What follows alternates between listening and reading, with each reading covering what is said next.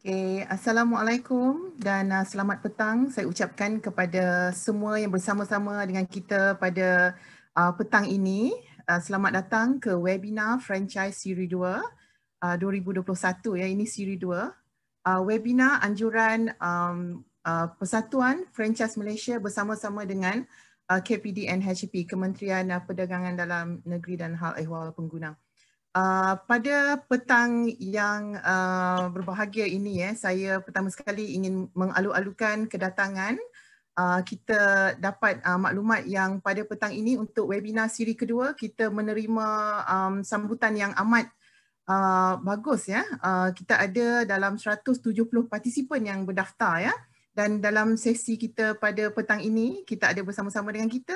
Saya ingin mengucapkan dan mengalu-alukan kedatangan Dr. Alauddin Sidal, Timbalan Ketua Setiausaha KPD NHP dan juga wakil-wakil daripada kementerian ya. Selamat datang ke webinar siri 2 yang bertajuk Konsep Perniagaan Franchise menjawab kekeliruan industri ya.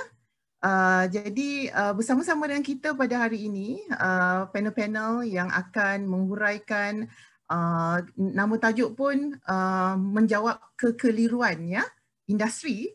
Jadi sama-sama kita akan melihat bagaimanakah kekeliruan itu boleh berlaku. Expert-expert yang akan bersama-sama dengan kita dan memberi pencerahan ya dan menambahkan lagi ilmu kita, maklumat dan juga pengetahuan kita dari segi franchise dan juga pelesenan ya. Jadi sebelum kita bermula pada petang ini, saya ingin memperkenalkan dahulu panel-panel jemputan pada hari ini ya. So kita nampak yang berbaju merah tu kita start dahulu ya. Encik Derek Yeo ya. So saya bacakan sedikit profil Encik Derek.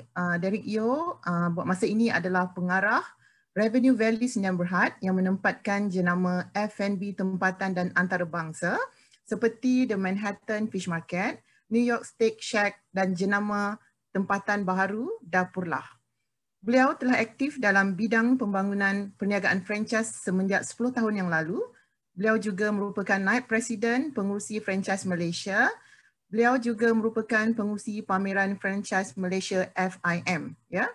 Beliau sering memberi latihan dan seminar dalam bidang franchise. Selain itu, Derek juga telah dilantik sebagai pengurusi Nexus Productivity of Retail and Food Beverages di bawah Lembaga Productivity Malaysia. Derek mempunyai pengalaman yang luas ya dalam mengembangkan industri franchise ke peringkat antarabangsa, termasuklah ke beberapa negara seperti Singapura, Indonesia, Sri Lanka, Jepun, India dan sebagainya ya. Sangat berpengalaman. Selamat datang Encik Derek. Apa khabar? Khabar baik. Itu dia Encik Derek ya. Okey, yang kedua bersama-sama dengan kita pada hari ini panel jemputan Madam Dawn Liu. Madam Dawn Liu yang ada background yang gambar kopi tu, of course ya.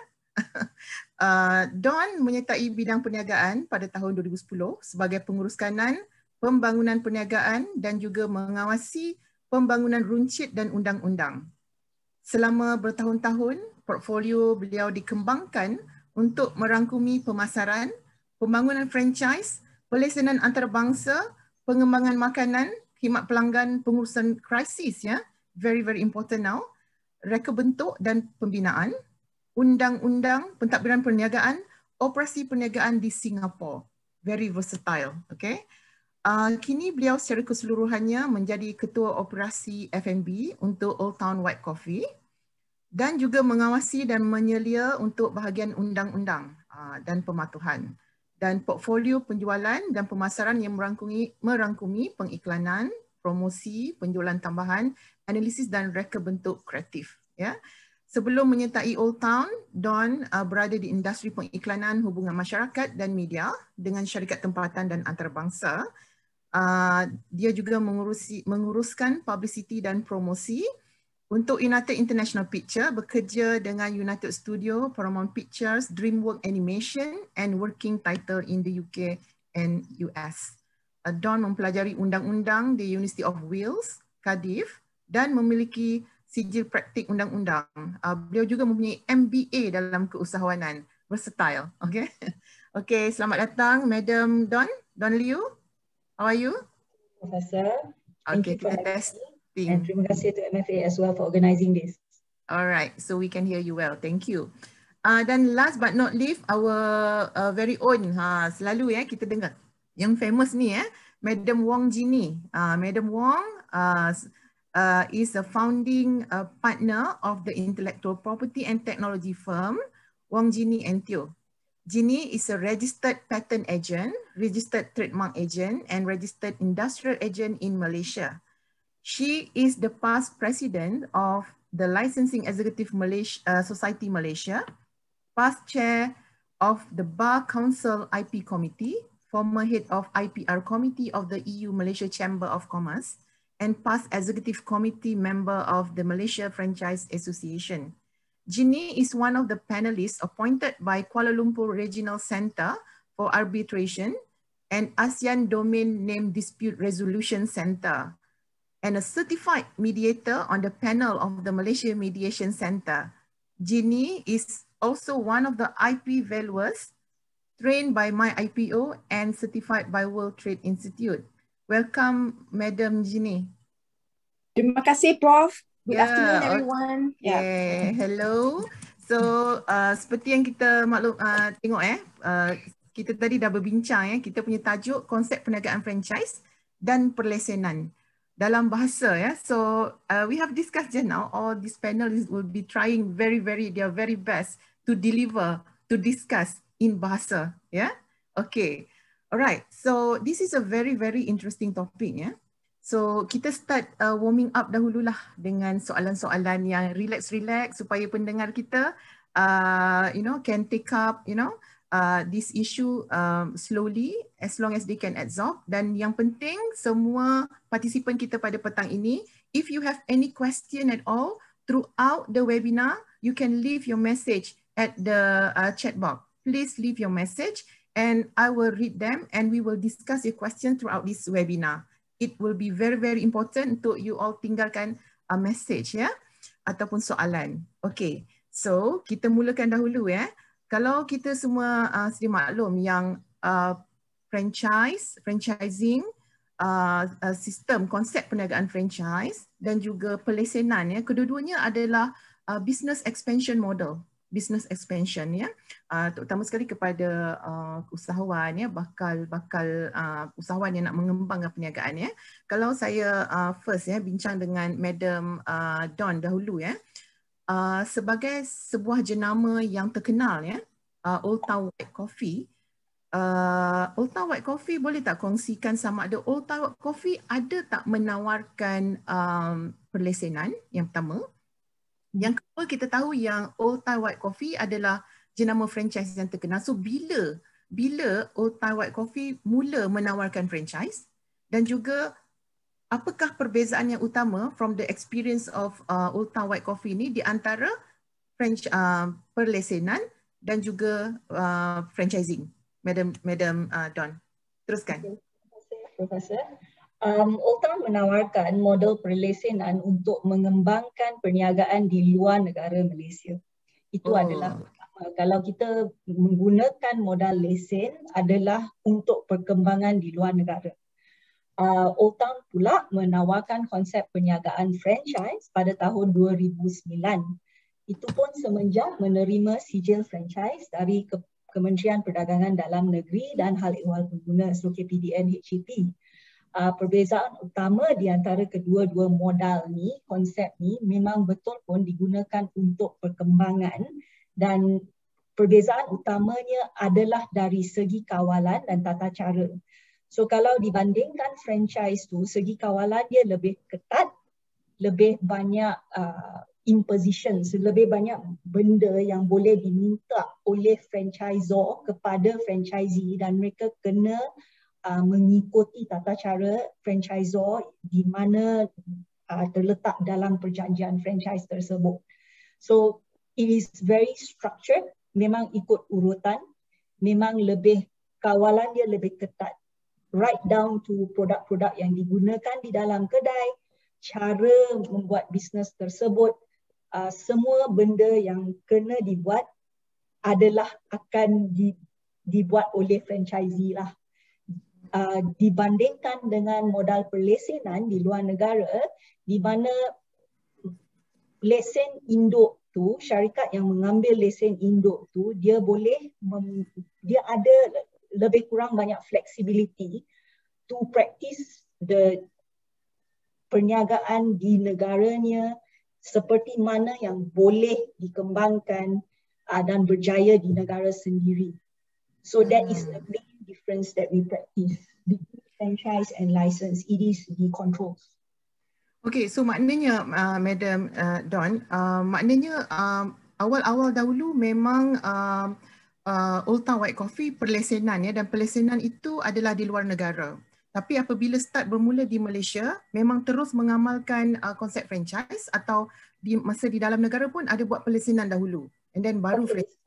So di Malaysia, sebelum kamu boleh mengambil, sebelum you boleh namakan franchise you sebagai franchise, you kena ada lesen franchise dulu. Yes. So that is where the confusion comes in, because the word lesen dengan franchise tu is also together. So it's a franchise license if you think about it. Alright, so before we became a franchise, kita memang bermula dalam modal perlesenan, kerana as we all know also that there is a masa for the perjalanan perniagaan before you can register. So sebelum you boleh buat registration dengan KPDN HEP, perniagaan tu kena berjalan dahulu. So while you are doing that, you are actually under a license.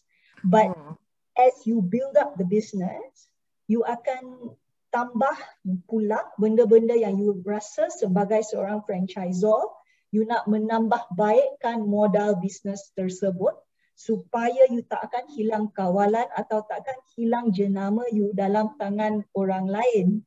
So ultimately that period is taken in order to make sure everything is quite solid, and then you have your business results. So P&L you yang dah berjaya tu, then you can go and register with KPDN HEP. At least that is the ideal model lah. Okay, maknanya untuk Old Town punya experience ya, memang 2019 start franchise dan perbezaan nyata yang dilihat adalah dari segi kawalan. Sebab kita tahu maybe Old Town nak menjaga branding, the branding, kawalan dari segi quality. So that's mean one of the biggest differences will be in terms of kawalan lah ya. Tapi sebelum tu pun sebelum bergerak ke arah franchise memang ada menawarkan perlesenan. Tapi di luar negara dah start on perlesenan. Maybe nanti kita akan ulas lagi berkaitan dengan ini as we go ya, Dawn. Okay, so saya nak bergerak pula ke arah ini ya, Derek ya, Encik Derek. Encik Derek hari ini okay, berdasarkan kepada pengalaman ya di Persatuan Franchise Malaysia, Encik Derek. Kalau sekiranya ramai yang datang bertanya di persatuan ya, confusion mereka dan apakah itu, kenapa tak boleh perlesenan, apakah perbezaan franchise dan perlesenan, apakah yang normally diterangkan ya kepada penggiat industri ini tentang perbezaan tadi. Yang ini adalah perlesenan, yang ini adalah franchise. Macam Madam Dawn tadi dia kata sebab dekat perkataan franchise tu ada tulis franchise license. Jadi mungkin ramai yang keliru. Tapi kalau di persatuan, apa selalunya diterangkan kepada penggiat industri? Silakan Mr. Derek, silakan. Okay, thank you Prof. Okay, biasanya kalau penggiat industri ataupun entrepreneur ataupun pengusaha yang datang ke MFA ataupun berjumpa dengan kami, biasanya saya rasa mereka telah sedikit sebanyak tahu perbezaan antara franchise dengan perlesenan. Cumanya mereka tidak tahu di manakah kedudukan perniagaan mereka setakat ini, sama ada mereka boleh menjadi franchise, boleh mendapatkan franchise sistem ataupun masih dalam kategori lesen perlesenan. So apa yang kita selalu buat ialah kita akan mendapatkan, it's like a coaching ke mentoring session ataupun advisory session, di mana kita akan dapatkan informasi daripada mereka apakah objektif mereka untuk mendapatkan lesen franchise ataupun perlesenan ataupun licensing dalam masa mungkin dalam 3 tahun ataupun 5 tahun planning mereka. kalau kita dapat tahu apakah perancangan mereka dalam this 3 to 5 years punya perancangan, kita boleh bagi advice ya, dan kita akan tahu setakat ni sama ada mereka mempunyai SOP ataupun mempunyai sistem yang telah digunakan setakat ini, ataupun mereka masih secara tradisional melakukan perniagaan secara tradisional. Mungkin dari segi kebanyakan mereka yang datang adalah family business, mungkin husband and wife ataupun brothers and sisters ya, mungkin tak ada sistem. So untuk mempertimbangkan sama ada franchise atau lesen, saya rasa masih ada satu gap di situ ya. Mereka harus ada how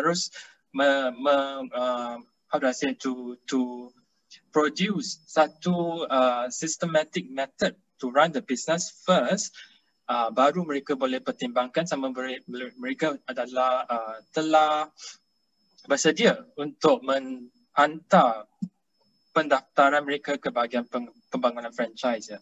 So saya rasa itu adalah step pertama untuk dapatkan informasi apakah perancangan mereka dan setakat ini apakah kedudukan perniagaan mereka di dalam perniagaan mereka sekarang. Yeah. Maknanya Derek, maknanya apabila penggiat industri ini datang, basically untuk persatuan ni dia akan lihat dahulu apa objektif you, apa objektif pengembangan you, dan yang paling penting di mana you sekarang. You tak boleh tiba-tiba you terus nak franchise sedangkan untuk franchise tu ada requirement-nya tentang SOP-nya, you dah ada sistem ke belum. Dari itu macam contohnya kita boleh advise, macam Don tadi dia mention bahawa sebab dalam proses tu ada banyak perkara yang boleh diperbaiki dari segi SOP, mungkin as they go through dia nampak ada kelemahan dari situ semua ya.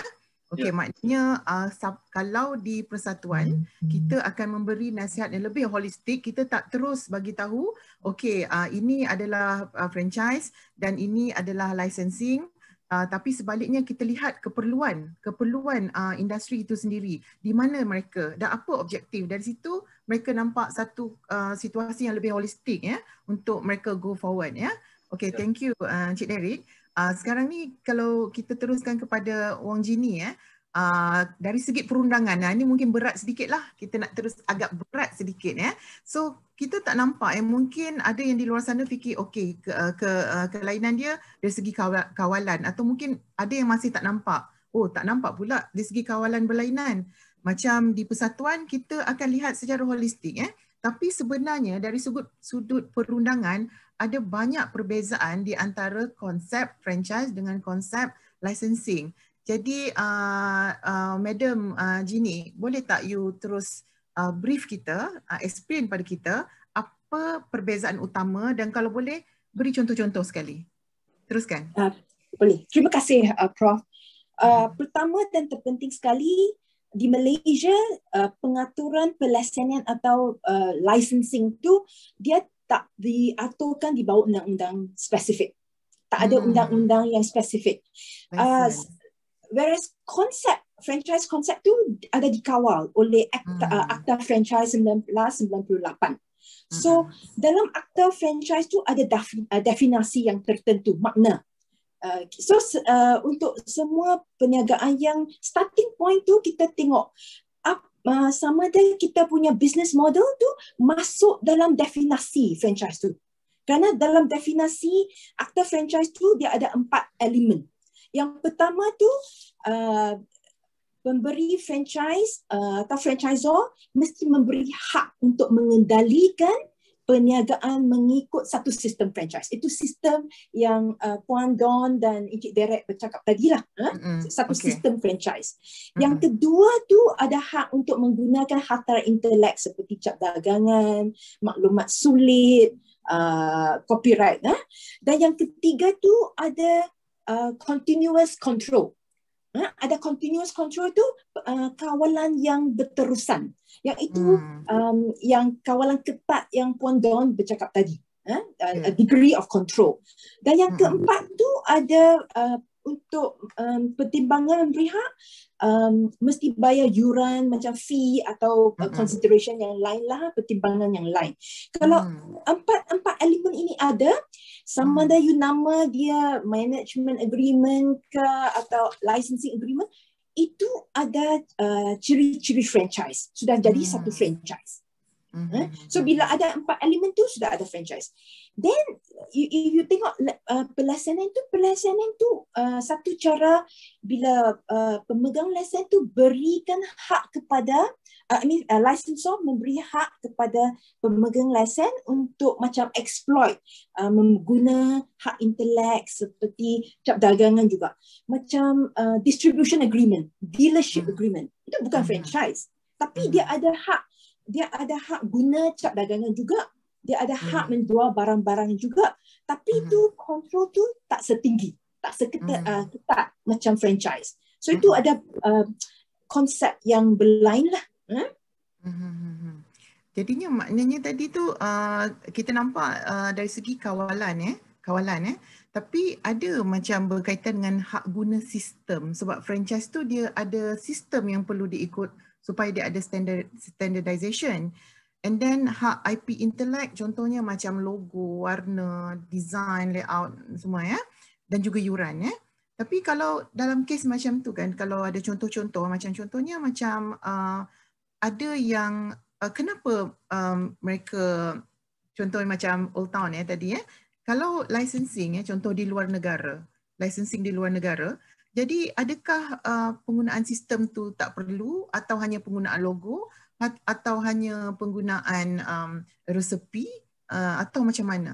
Kalau ini tidak wujud lah maknanya sebab tiada akta kan.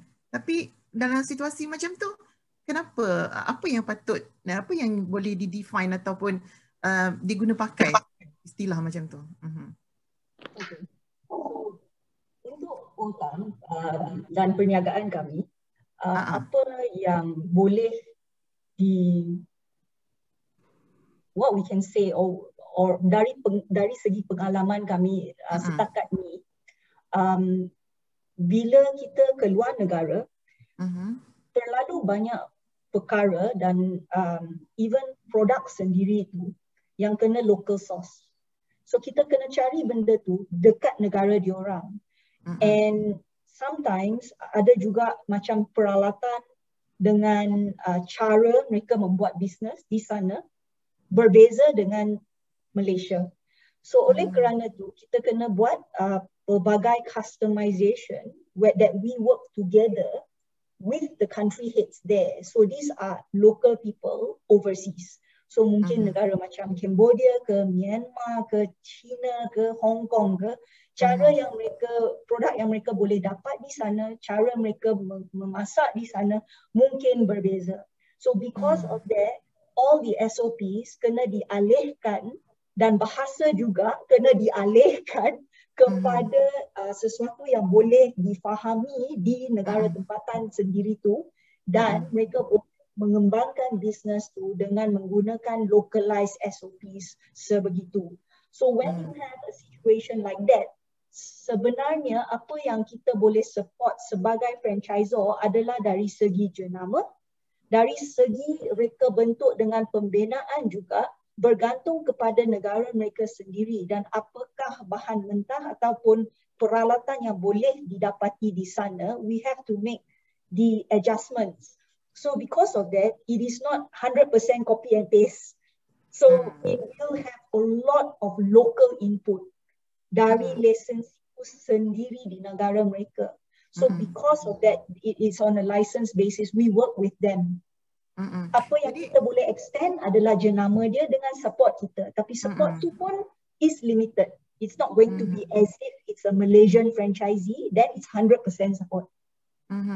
Tapi itu bermakna, maknanya resepi lain ya, bahan mentah dah jadi lain, standardization dia ada loose sikit. Jadi itu memang dah tak menepati salah satu daripada akta yang tadi hak guna sistem, maknanya sebab tidak betul-betul mengikut yang standard yang seperti yang didaftarkan ya. Begitu. Okey. Tapi dari segi kawalan pun tak perlu cuma kawalan dari segi logo dan sebagainya lah ya. Tapi bukan dari segi kawalan dari segi sistem. Bukan dari segi operasi, I would say. Bukan dari segi operasi. Dari segi operasi tu sudah berlainan kerana it's already localized as such. Ya. Tapi adakah di masa yang akan datang as Old Town White Coffee progress nak standardizekan, atau mereka pula nanti ada boleh keluar dengan resepi ataupun sistem sendiri, I think ultimately for us, for Old Town, speaking on behalf of Old Town, there will not be a time in the future, takkan ada masa yang kita boleh standardize sebulat-bulat apa yang dibuat di Malaysia, boleh juga dibuat di Amerika Syarikat ke, di Australia ke, di China ke. There will never be a time that is standardized. There will always be localizations oleh kerana consumer pun berbeza. Dari negara lain ke negara lain, cara mereka makan tu berbeza. So, I'll give you a very good classic example. Pinggan dengan mangkuk. Di Malaysia, kita makan nasi dalam pinggan. Tapi bila pergi ke negara China, mereka tak biasa kalau pinggan tu dengan nasi lemak tu semua kering-kering. Mereka tak faham apa benda. But the minute you put it in a mangkuk, then it's something very familiar because it's something that they use locally. Tempatan tu mereka dah faham benda tu, konsep tu. So there are all these little changes that we have to make when we go forward. Otherwise, the brand cannot expand. Okay, so that is from Old Town White Coffee experience, yeah? Why started as that, and then thank you so much. Now kita berbalik kepada Madam Wong Jeannie. Pada 4 komponen yang berkaitan dengan dari segi legal, dari segi komponen tadi, hak guna sistem, maknanya kita memberikan hak guna sistem, IP intelek, kawalan berterusan termasuklah support, dan juga yuran yang telah di predetermined standard. Saya ada satu soalan daripada pendengar kita pada petang ini, mengatakan ini mungkin relate kepada hak IP intelek tadi, hak IP intelek, dia soalan Madam Wong mention about certain right to access private and confidential information by the franchisee under the stipulated law. Okay, may I know what kind of PNC information accessible to the franchisee? Maknanya maklumat private and confidential apa yang boleh accessible, mungkin resepi ke whatsoever, kalau Wong nak teruskan. Terima kasih Prof.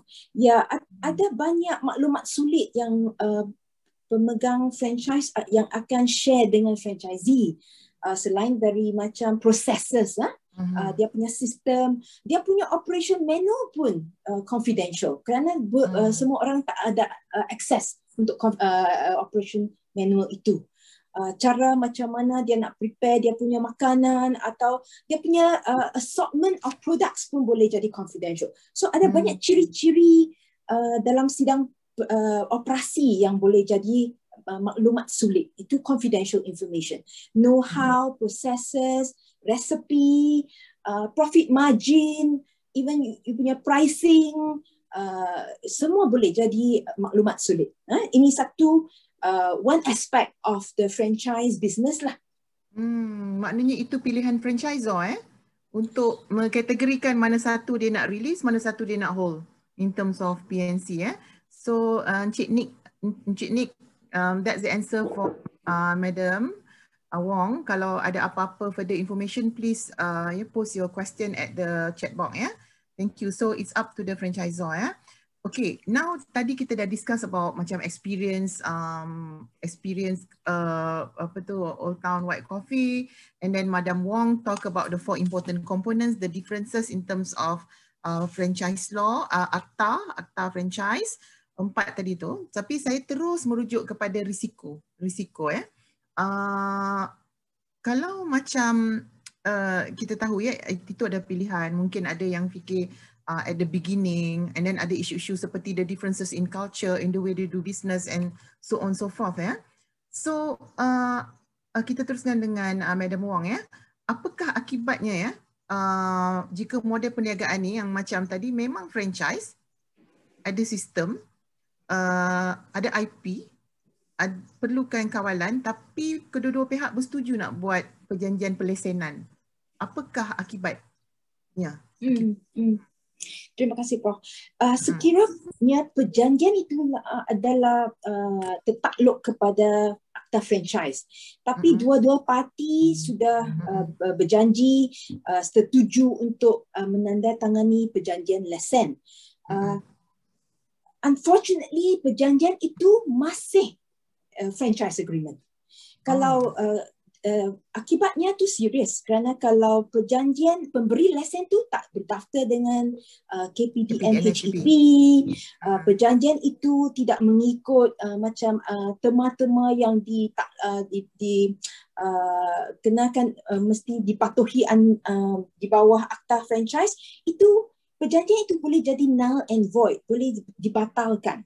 Dan perjanjian itu boleh dideclare illegal contract. Meaning tak ada kontrak, dan semua bayaran yang dibayar oleh pemberi lesen tu mesti dibayar balik oleh pemegang lesen. Boleh berlaku, boleh berlaku. Kiranya Sudah ada dispute. banyak kes, ada dispute. Kalau tak ada dispute, no problem.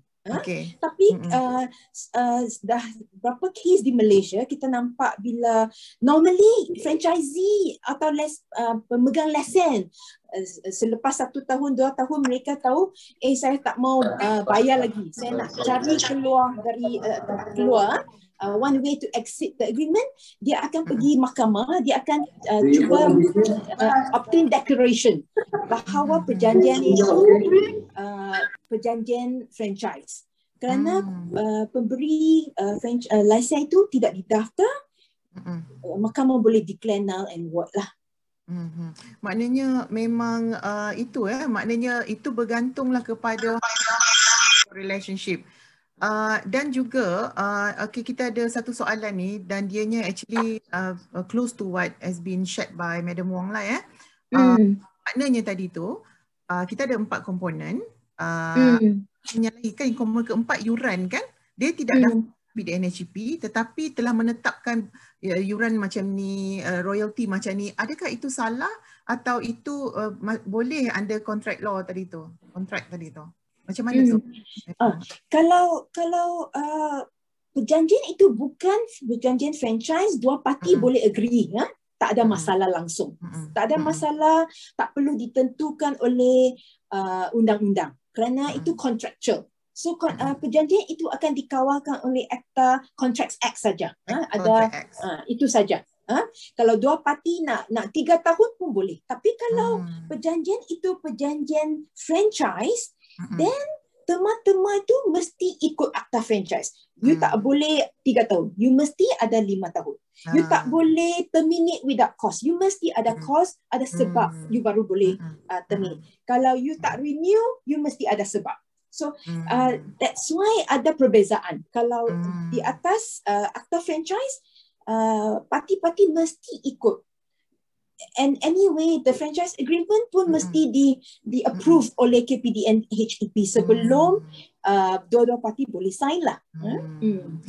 Okay, thank you on pencerahan tadi Madam Wong. Kita go back to Madam Dawn ya. Tadi you mention sebab maknanya on the licensing ni, relationship between the licensor and licensee tu mesti very very close, because dia yang bind dia is just a contract law, macam contract kan, perjanjian kontrak tu. So from your experience, Madam Dawn, is there any problems or how risky it is from the experience of Old Town on this licensing, ataupun siapa yang lebih berisiko actually? What will happen? Yeah. Dari segi perniagaan in general, secara umum semua perniagaan mempunyai risiko. Tiada perniagaan dalam dunia ini yang tidak berisiko. Kalau seseorang tu mengatakan perniagaan dia memang tak ada risiko, memang bukan benar lah benda tu. Tak ada perniagaan di dunia ini yang tak ada risiko, apatah lagi dalam dunia pandemik sebegini. Okay, so konsep berasaskan perlesenan meletakkan bebanan yang lebih berat kepada lisensi kerana dia hanya membeli lesen tu untuk menggunakan jenama atau harta intelek franchisor atau licensor. Kerja seperti perekaan menu, pembinaan outlet, pembangunan modal perniagaan di negaranya sendiri kena diusahakan sendiri oleh licensee. Walaupun franchisee tidak bermakna tiada risiko juga. Sistem franchise memudahkan permulaan bagi seseorang yang berniat untuk berniaga tetapi tidak mempunyai apa-apa pengalaman atau pengetahuan dalam bidang perniagaan. So, kira sebagai fast start. Tetapi kalau fast start sebagaimanapun, kalau seorang franchisee itu tidak mengusahakan perniagaan dia sendiri, kalau sebagai seorang investor, biasanya, it is always going to be a high risk situation. Because setiap perniagaan, especially for food and beverage, it's one of those businesses that you must secara teliti, you kena tengok benda tu setiap hari, kalau bukan setiap bulan. But you must be involved in your business. And that is what we ask for. So whether it's a licensee ataupun franchisee, memang ada risiko dia sendiri. Kalau franchisee di Malaysia, because the franchisor is here, we are very much looking over your shoulder. So we are here to guide. Tetapi sebagai licensee di luar negara, we cannot see you so frequently. There's a lot of obligation on the licensee untuk membuat bisnes, mengusahakan bisnes tu di negara mereka sendiri. And to answer your question that whether or not there is an impact to the franchisor or the licensor, of course there is. Because kalau licensee tidak mengusahakan perniagaan di negara mereka secara baik, teliti, betul, it will cause jenama kita tu, there will be brand damage. So there is reputation, reputasi damage, there is also jenama yang akan menjadi. And anything where jenama you dah buruk, it's very hard for you to re-enter the market because people still remember. Okay. Pengalaman tu dah tak begitu bagus. So tadi maksudnya perkongsian daripada Madam Dawn adalah hak guna sistem tu tidak sepenuhnya, maknanya yang sebelah sana pun dia kena entrepreneurial punya activity in terms of bahan, fikir sikit konsep macam mana, sebab kawalan tu tidak sepenuhnya ikut pengalaman Old Town ya. Okay, thank you for the sharing. So now I go back to Derek ya. Derek. So kalau macam pengalaman apa tu your business kalau pengalaman Derek macam mana tidak menggunakan konsep pelesenan tetapi menggunakan sistem franchise, penetration luar negara ya. Jadi apakah pandangan berkaitan dengan konsep franchising ataupun licensing, Derek? Untuk Manhattan seumpamanya. Ya. Saya rasa apa yang dibincangkan dengan Dawn tadi adalah secara umum pilihan pemegang jenama ya untuk melangsungkan perniagaan mereka ke luar negara. Cumanya kalau kita di Manhattan Fish Market misalnya, kita terus menggunakan franchising method ataupun franchising method because to us, kita punya selection of franchisee ataupun potential franchisee kita memang mempunyai salah satu kriteria mereka adalah mereka telah mempunyai perniagaan yang walaupun bukan dalam F&B tetapi mempunyai pengalaman menjalankan perniagaan di negara masing-masing. Then they are operator owner.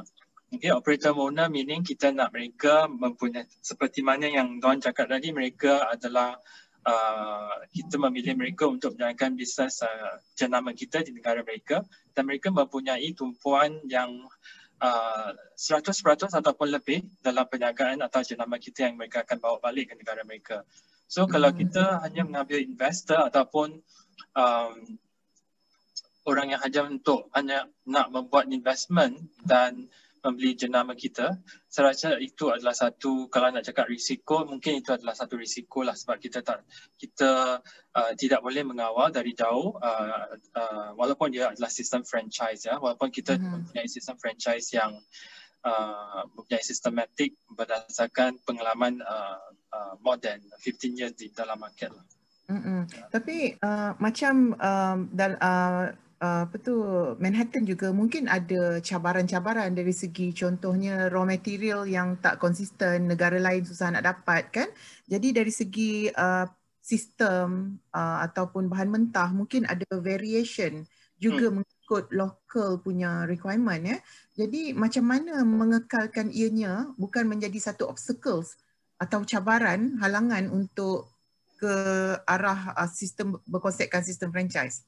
Ya, sebenarnya sebelum kita membuka sesebuah negara baru, salah satu daripada perbincangan yang kita buat dengan potential franchisee tersebut adalah melihat kepada ingredient ataupun bahan-bahan mentah yang perlu digunakan di negara tersebut.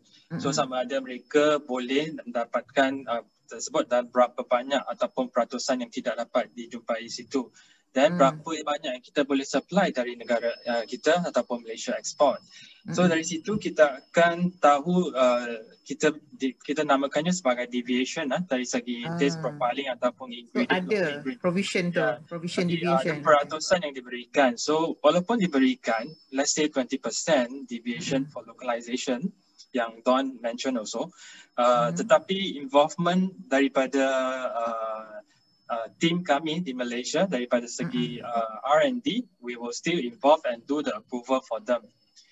Okay, so that make sure that apa yang diorang buat dari segi localization tersebut mempunyai still mempunyai SOP yang diletakkan supaya konsistensi itu ada walaupun dia adalah direka daripada negara tersebut. Tapi IP tu siapa yang punya? Kalau direka bersama dekat negara yang penetrate tadi, IP kepada menu contoh. Semua resepi yang kita share untuk dari Malaysia ke negara-negara lain adalah di-share, dikatakan sharing, dan apa yang mereka buat juga akan di-share balik kepada kami. So kita juga boleh actually share the same recipe to other countries yang mungkin nak mencuba untuk sesuatu campaign ataupun campaign ataupun marketing. Okay, so that one kita boleh maksud saya yang resepi baru yang share berdasarkan customization of certain tempat ya. Jadi adakah IP tu milik franchisor atau franchisee di luar negara tersebut? Saya rasa kita tidak buat trademark kepada menu, dishes lah. So I think if it is parked under the menu, if diorang change the menu ataupun localize the menu dan di print dalam menu, the main menu yang mempunyai logo Manhattan Fish Market, that is already yes. Okay, thank you. Tapi kita ada satu soalan ni, jika expansion business in overseas through licensing or franchising kita yang licensing or IP very territorial territorial registered Malaysia.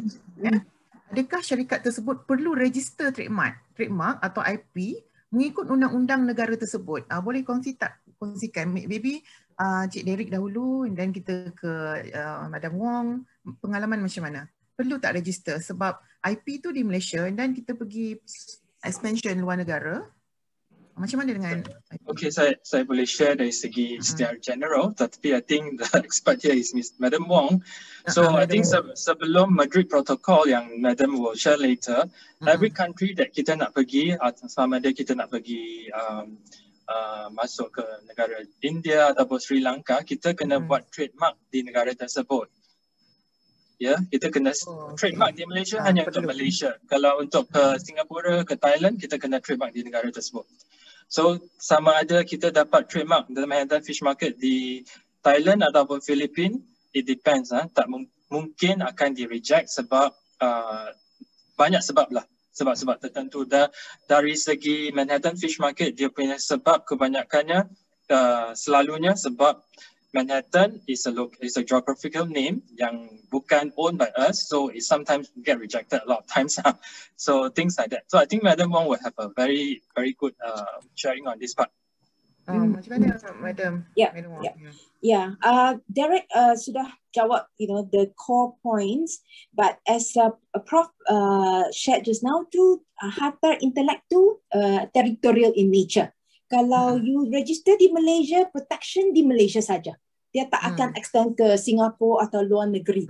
Sebelum kita join Madrid, semua owner, brand owners, dia akan file nationally. Satu country kalau you nak export ke Europe, you nak pergi di ASEAN countries, you pergi negara sana, you file di sana. Of course, it is advisable to file before you start. Macam the laws there would depend on whether it's compulsory before you boleh franchise tu, according to the law di sana lah. Tapi as a trademark owner, itu as a, you know, it's advisable, prudent. Macam sebelum you nak expand ke market lain, you must protect lah. Kalau tidak, macam mana nak ambil less than from your franchisee kan? Betul. Yeah, but with effect from 27 December 2019, kita join Madrid Protocol. Madrid Protocol ini is a very good way, will enable brand owner, trademark owner to file in Malaysia as a basic trademark. Then you designate. You can file through My IPO. You designate countries you nak expand lah, which are also members of Madrid. So lebih murah, lebih senang. You tak perlu translate. Kalau nak pergi Thailand, you tak perlu translate into Thai. So all these facilitate protection. So it's a very good way to seek protection di negara lain without having to file nationally. Tapi it doesn't stop you from filing national. Kalau you ada 2 country saja, tak perlu pergi Madrid kerana lebih mahal. Tapi kalau you ada lebih dari 5 atau berapa country, Madrid is a good way to go. So that's the concept lah, protecting intellectual property. I think come back to the recipe yang Prof cakap tadi. Madam Dawn tadi.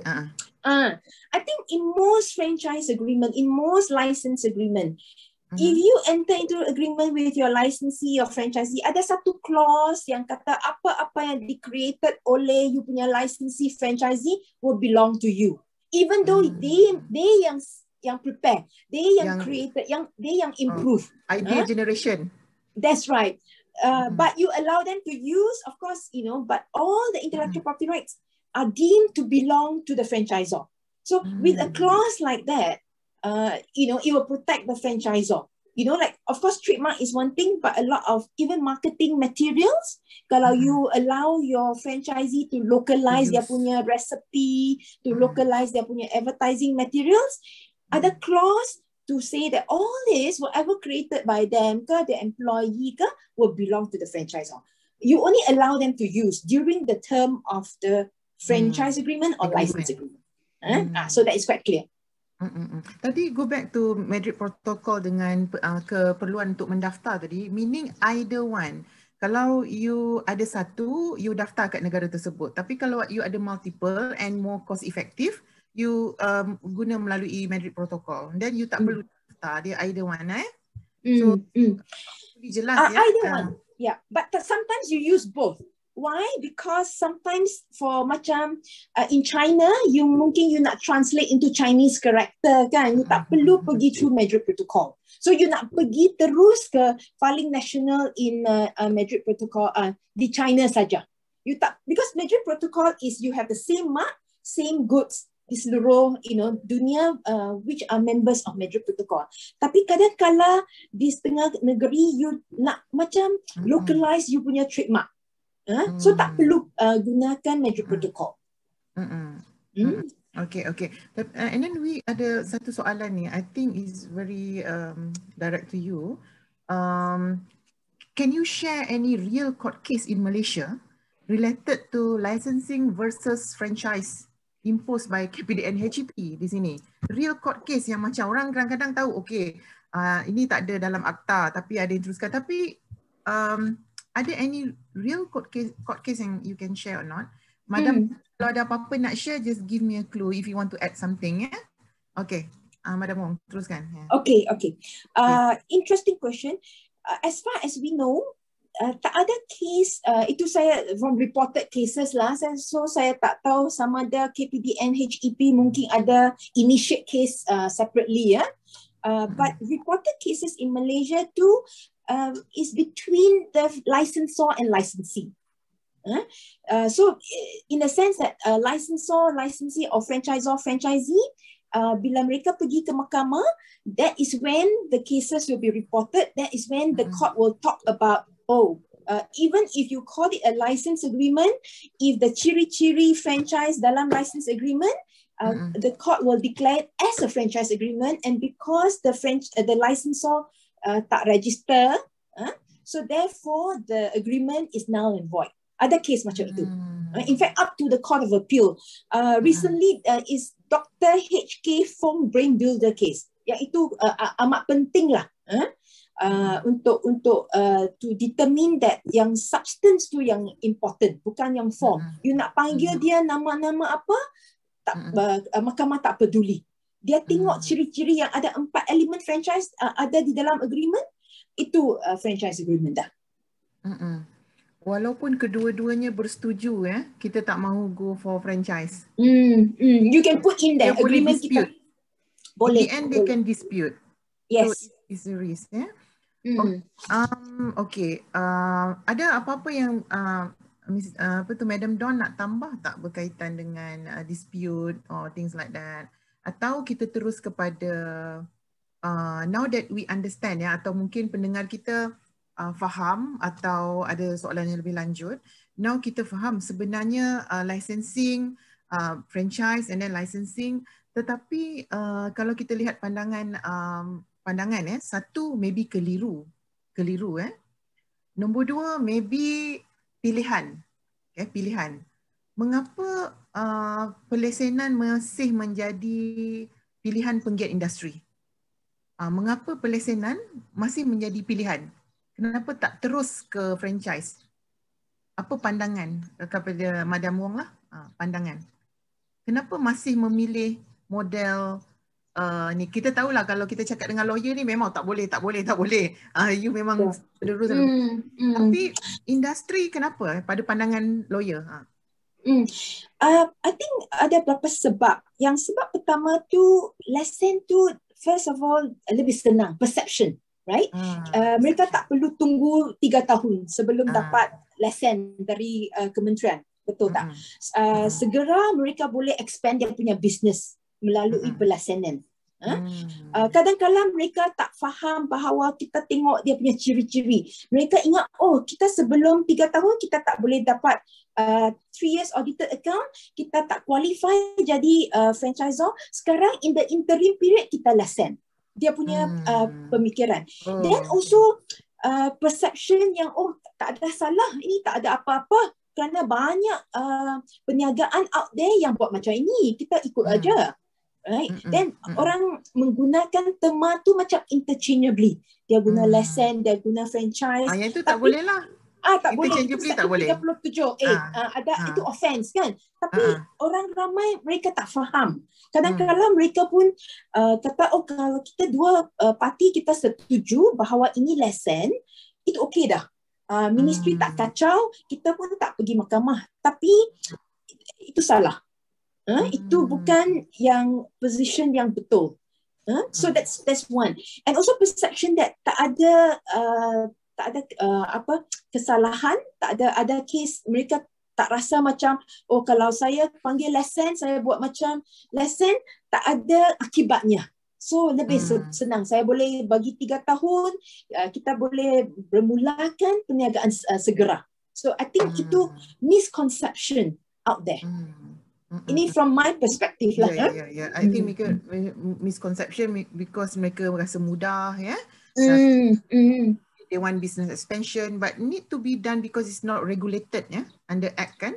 So difficult lah kalau ada apa-apa dispute, Okay, Madam Dawn, anything you would like to add? Kenapa actually pelesenan from your own experience dan juga licensee yang datang approach, why masih penggiat industri berminat untuk meneruskan licensing instead of dia membeli menjadi franchisee lah? Pada pendapat saya, modal pelesenan tu mungkin dari segi kalau bisnes tu tidak pernah diberikan kepada orang lain untuk mengusahakan bisnes tu. That means all this while usaha tu dari tenaga kerja sendiri. So bisnes dipunyai oleh family ataupun orang tu sendiri. So bila orang approach dia untuk buat you boleh bagi I lesen atau you tak ada franchise I ambil lesen sajalah. Mungkin macam tu because they see jenama tu dia minat, dan lepas tu dia pergi tanya kepada owner tu untuk mengatakan you can license it to me, kita buatlah kontrak yang senang-senang macam tu je. So sometimes in the beginning kalau benda tu mungkin tak di-explore lagi, so you tak ada pun fikiran macam mana you nak structure modal franchise tersebut. So mungkin you dalam proses trial and error. So you enter a license agreement dengan kawan you ke, dengan orang yang approach you, yang you ada chemistry dengan dia orang, you feel that okay, I think I can trust this person to help me model the business. Okay,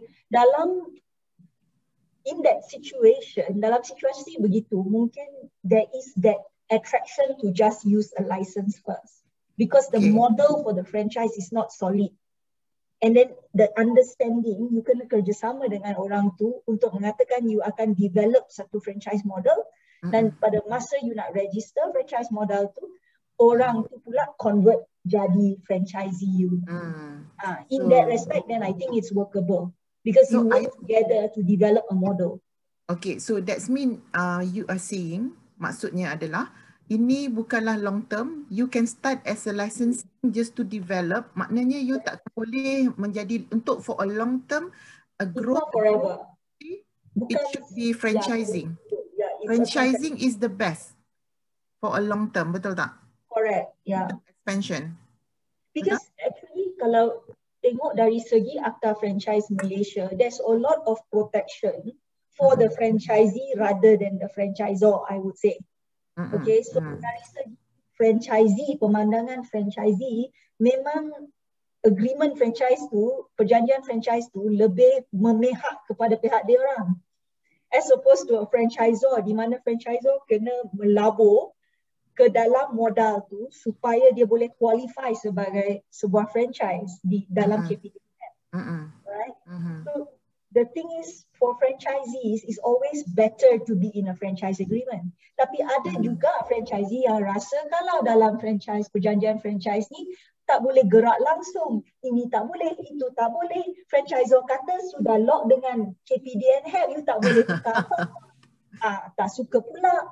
So there are all kinds of situations as well. But in saying that, a licensing contract works kalau you ada jenama untuk buat merchandise. For example, the best example of this is Hello Kitty. Hello Kitty tu memang contract license because you go to Sanrio and you say I want to produce Hello Kitty earrings and I want to do how many the quantity. So it is straight out licensing deal. Jenama dengan pattern tu yang dia orang bagi for a limited time. That's it. That's a license. Senang. There isn't many moving parts. Tapi kan kalau macam dalam case Old Town ya, okay, kalau luar negara mungkin set of customer berlainan ya, or despite problem-problem yang kita kata tak ada apa, kadang-kadang franchisee dia nak more entrepreneurial, nak introduce something different. Tapi when kita kata konsep franchise, kalau especially luar negara, a set of customer different.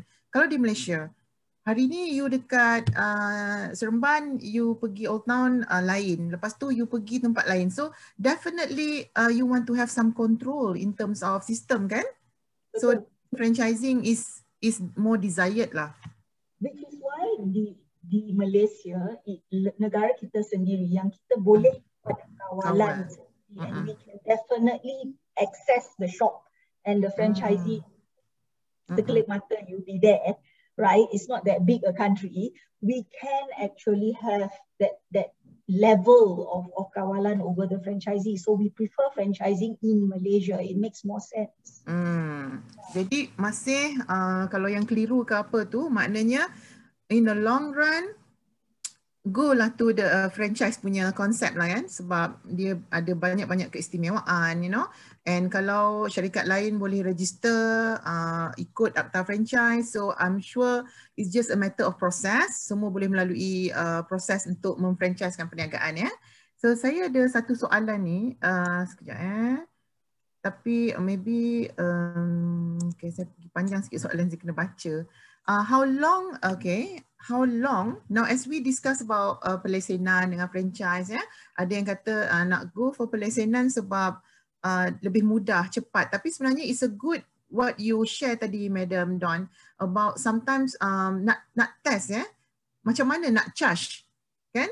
Jadi to what extent you akan extend your help to your franchisee. So you start dengan ni dululah before you develop your franchise package, kan?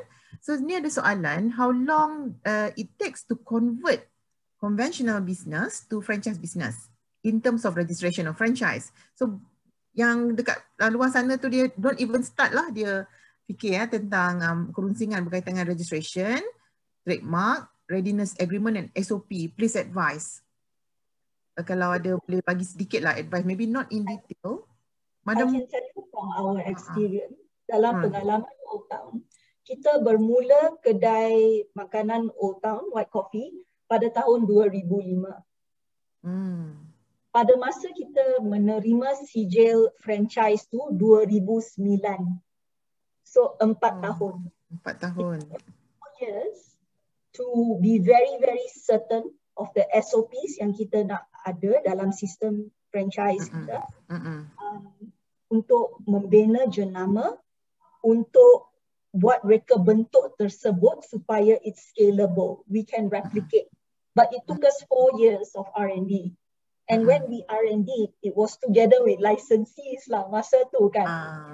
So it was very organic because kita, pada masa kita mendirikan kedai tu, tiba-tiba kontraktor yang dirikan kedai tu kata, kedai ni lebih kurang boleh lah, I pun boleh buat. Boleh tak I dapatkan satu kedai macam ni? So it was through licensing and we spoke to them quite frankly to say that our ultimate goal is to be a franchise. So pada masa kita tanda tangan perjanjian license tu, di dalam dia memang ada klausa yang mengatakan pada masa kita register sebagai franchise, dia orang akan convert tanpa persoalan. So that was the clause that we inserted to the agreement because kita tahu kita akan jadi franchise tapi ambil masa juga. So it was 4 years for us to develop a system that was franchisable. I don't know how long it will take others, but for me it took 4 years. Okay, as the experience, yes. Mungkin penggiat industri di luar sana boleh lah fikir mana, so it's your choice, different company will have a different way. It really depends on your business. Yeah. Okay, thank you, Madam Dawn. Ada banyak sangat soalan berkaitan dengan ni. Maybe I go to Madam Wong Jini berkaitan dengan ni so masih tadi kita dah mention yang license ni dia just contract saja, contract saja. Tapi maybe ada yang nak penjelasan lagi. Tadi tertarik maybe dengar cerita Madam Dawn, okay, you learn together to develop something, you start with license, Tapi can a registered franchisor, dia dah franchise ni, katalah macam Old Town, dah franchise dah, tapi ambil franchise licensee pula. Maksudnya still use the licensing format untuk recruit you punya licensee lah. Maksudnya macam hybrid. Boleh ke macam tu? Contohnya, you dah franchisor, and then you gunakan licensing format untuk satu syarikat yang tak nak jadi your franchisee. Boleh ke macam tu? Prof, is it addressed to Puan Dawn or to me? Tak apalah, yang you pun tak apa, Madam Wong. Boleh ke macam tu? Oh, okay. In my view, a franchise business model tu mesti berbeza dari perlesenan. You berbeza. Cannot have macam you sudah dapat satu lesen untuk franchise, then you kata, oh okay, semua serupa tapi I grant license kepada the same business model. Then something is wrong. Because there are differences between pelesenan dan franchise di Malaysia. Because kita ada akta. Kalau everything business model, the easiest way to distinguish is if you walk into a shop, A and Z, it feels like the owner punya shop, it feels like another shop. dia punya hallmark serupa saja. You tak tahu siapa itu owner punya shop ke, franchisee punya shop. That one is a franchise because the look and feel, the A to Z, the business operation macam exactly the same. Itu hallmark of a franchise.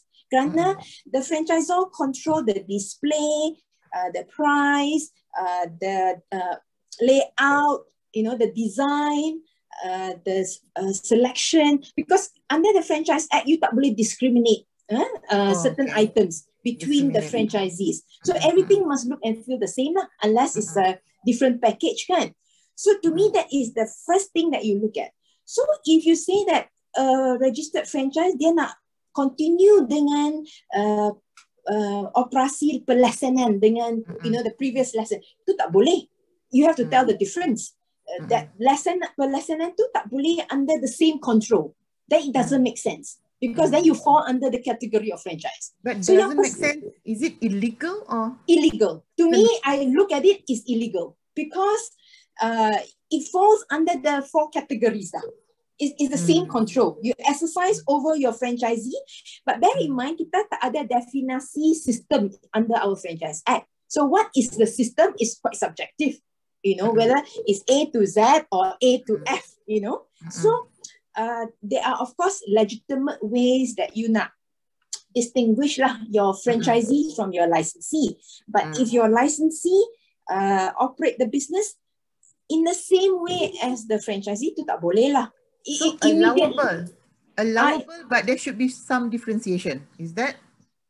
Then you have to come back to your 4 elements. That's the starting point. I think for starting point untuk apa-apa business, titik permulaan itu 4 elemen franchise definasi itu. Then the question, because not all the elements are so clearly defined kan, then you need to maneuver. Of course the lessenan, if you look at just now, I think Dawn explained Hello Kitty.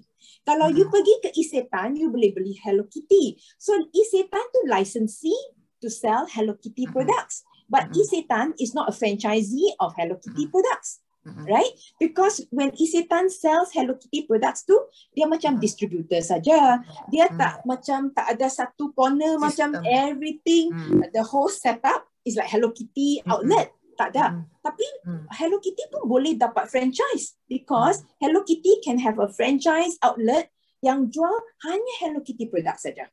Look and feel serupa, decoration serupa, so that's the difference. I hope. Faham. Maksudnya tadi kita terus go kepada jenis perniagaan apa yang sebenarnya sesuai untuk licensing is something like that lah, yang tidak melibatkan sistem. The moment the system dan fall into the 4 category, you like it or not, you still register under Franchise Act. Yes. Yes. That's my interpretation of the Franchise Act lah. But I must say that not everyone may agree with me. But I think there are cases, there are case yang sudah determine that the starting point would be 4 element tu lah. Of course, the franchise business must be separate from the franchisee's business lah. Kalau you punya business tu, it's not a franchise lah. Dan here can okay, kalau tadi kita tahu franchisor memang dah ada a lot of regulations to protect mostly the franchisee. So yang ni case licensor impose a clause of can licensor impose a clause of restraint of trade stipulated in the franchise agreement after termination of license. Saya tak faham yang ni kejap kata maybe this is go for license. It's not franchise, license. Tapi bila license punya kontrak dah habis, boleh ke impose refrain dari gunakan certain brand? Tak boleh. Ini tak boleh. Tak ada siapa-siapa yang nak pergi tangkap ke apa sebab tak ada law. Ini maaf Prof, saya interrupt. Tak boleh kerana under kita punya Contracts Act ini terma boleh void kerana ini restraint of trade selepas perjanjian, terma perjanjian. Kalau perjanjian lesen tu 3 tahun, lepas tamat 3 tahun pemegang lesen tu boleh buat bisnes yang serupa. As long as dia tak guna you punya harta intelek, maklumat sulit lah. Tapi Franchise Act tu exception kepada akta contract. So kalau you under franchise, then you boleh control for 2 years. after the termination or expiration. Kerana akta franchise yang bagi exception. So if it's a franchise, you boleh control. Tapi kalau pelaksanaan tu tak boleh lah. Tapi ini go back pada apa tadi Madam Dawn mention lah, mesti relationship tu mesti yang very very close and understand, kalau tak dia memang risk kepada inilah kan licensor lah kan. Maknanya how much you grow together your relationship, because it can void kan, itu dia punya risiko lah ya. Tapi yang ini ada satu soalan ya, kan tadi kita ada mention tentang okay, kalau you nak license, you license. Tapi jangan interchangeably use the term. You license, you kata you franchise. So ada enforcement tak by KPD and HEP, ni soalan ya. Licensor yang misrepresent as franchisor, atau dia guna perkataan, dia iklan ya, macam dia franchisor sedangkan belum register, things like that. Dia sebab dia tak faham. Prof, saya tak boleh bercakap untuk pihak kementerian, tapi dalam akta franchise tu itu ada satu clause, ada satu provision, express provision, section 37A kan. Itu kalau satu business dia panggil dia sendiri franchise, dia advertise as franchise, tapi dia tak register dengan KPD and HEP, itu kesalahan, offense. So kalau KPD and HEP nak charge dia in court tu boleh. Itu an offense.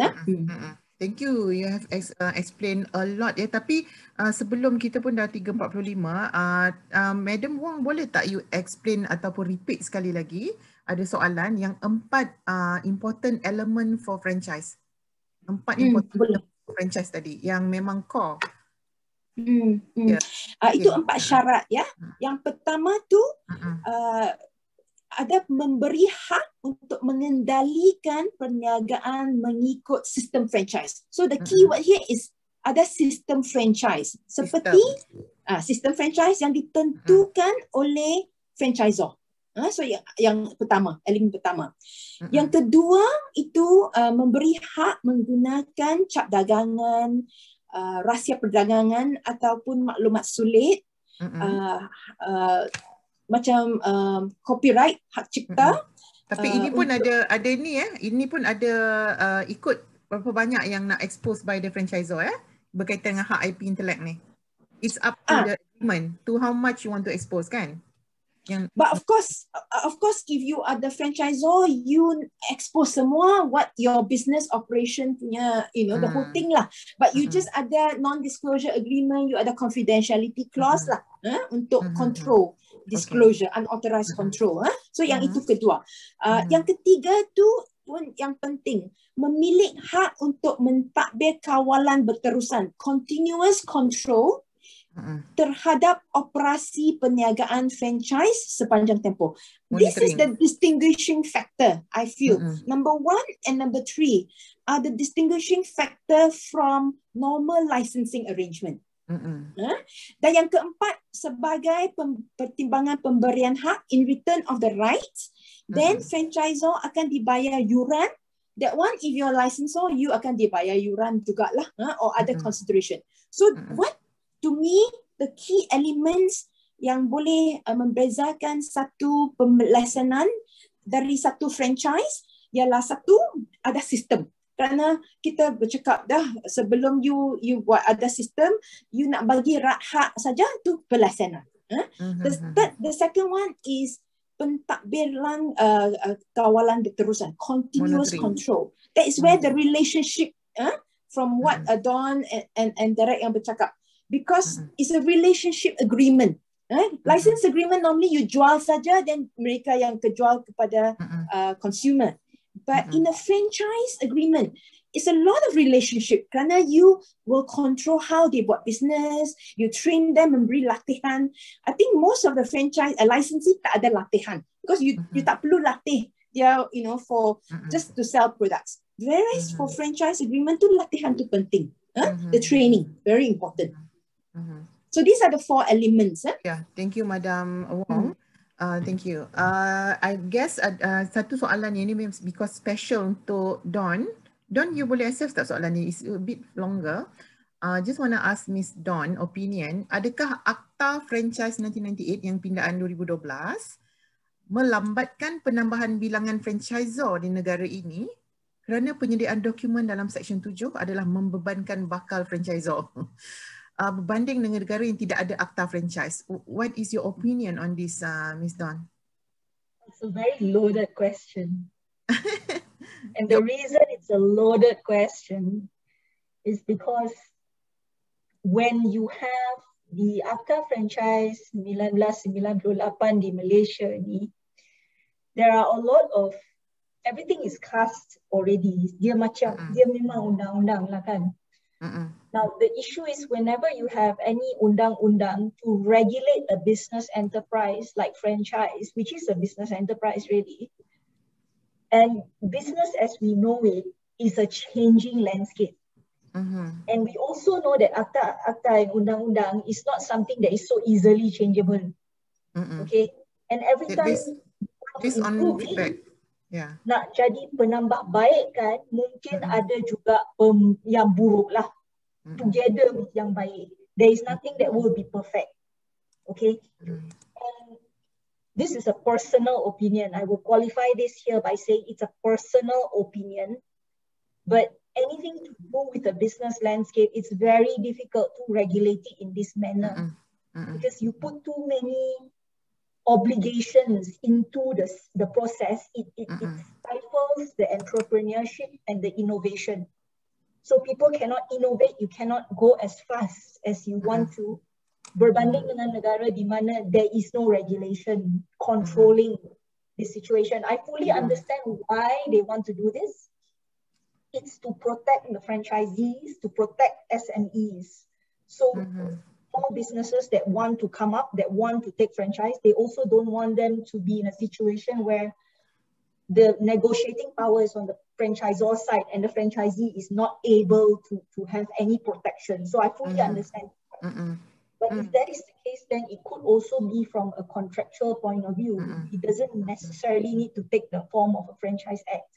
But I wouldn't go so far as to say, yes, there are some issues with the documents that are required in Section 7, which is also why you have franchise consultants lah kan, which is also another industry on its own. In saying that, it is a fine balance. I know it's not easy. Okay. And for the man on the street, it may be difficult. So after many years in operation, tadi started dengan licensing untuk tengok the field, nak develop the business model, to understand the licensing format and sebagainya. Now after many years of operations dan knowing the 4 important useful aspect of franchising tadi, will Old Town Coffee will proceed with franchise licensing untuk international expansion, atau will then change to franchising using the deviation in terms of menu as discussed by Derek tadi? Apa the deviation in menu is something that all brands do practice.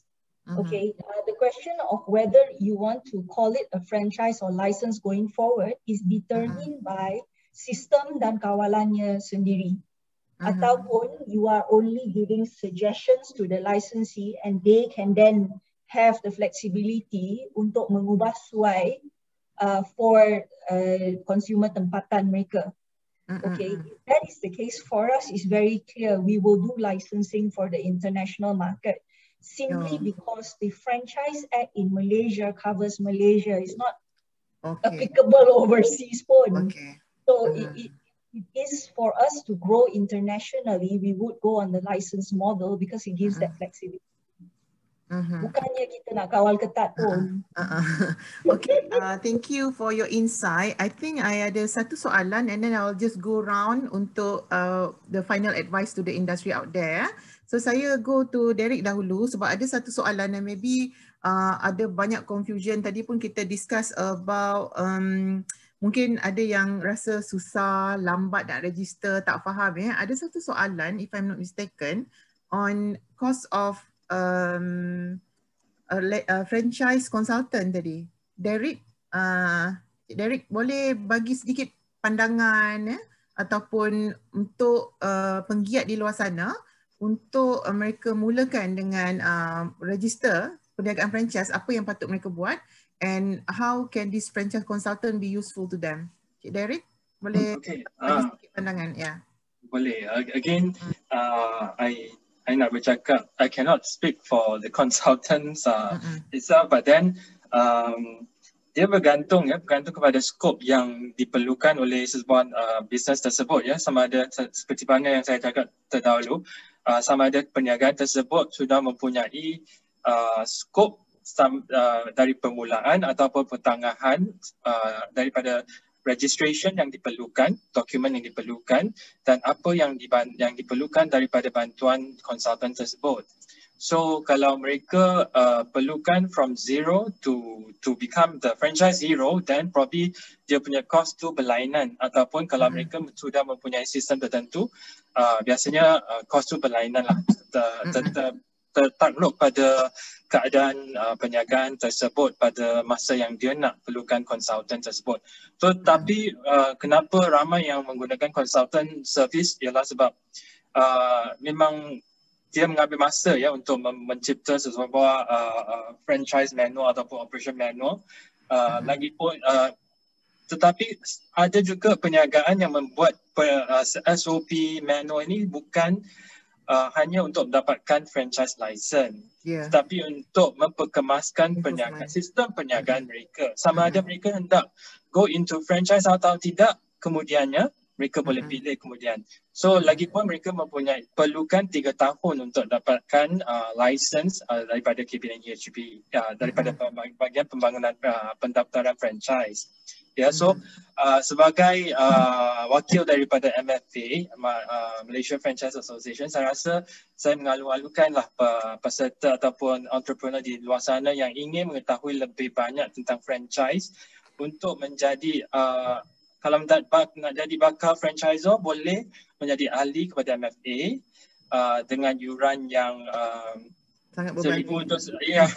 Setahun saja untuk mendapatkan benefit daripada segi training. You boleh attend training untuk mendapatkan penjelasan daripada segi apa itu franchise, apa yang diperlukan, dan juga boleh mengikuti franchise exhibition pada kemudian hari kalau sudah dapat franchise license. Thank you Derek.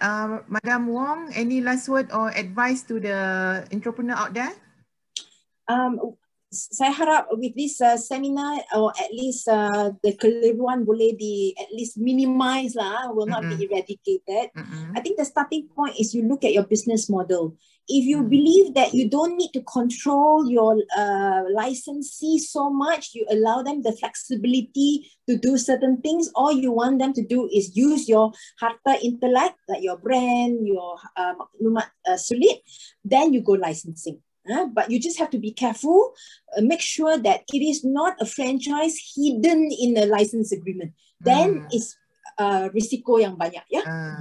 Okay, thank you. Madam Dawn? Dawn, any last word? I think my last words would be ketahuilah jenama sendiri dan pegangan prinsip yang ingin disebarkan.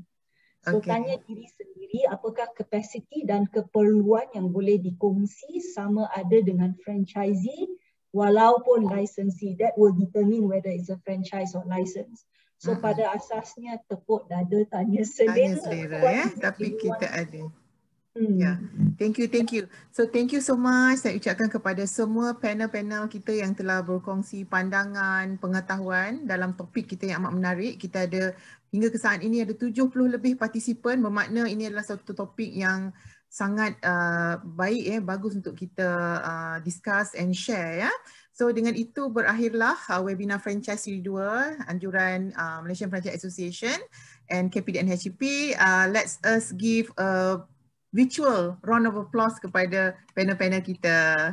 Terima kasih. Kita berjumpa di webinar yang lain. Bye-bye. Thank you, Prof, for being an excellent moderator.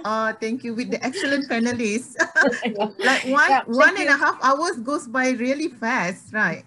Yeah. Thank you so much, MFA, for inviting me. Yeah. Thank you, and Thank nice seeing you. everybody again virtually. Yeah. Okay. Take care. Stay Take safe. care. Bye-bye. Bye bye. Bye-bye.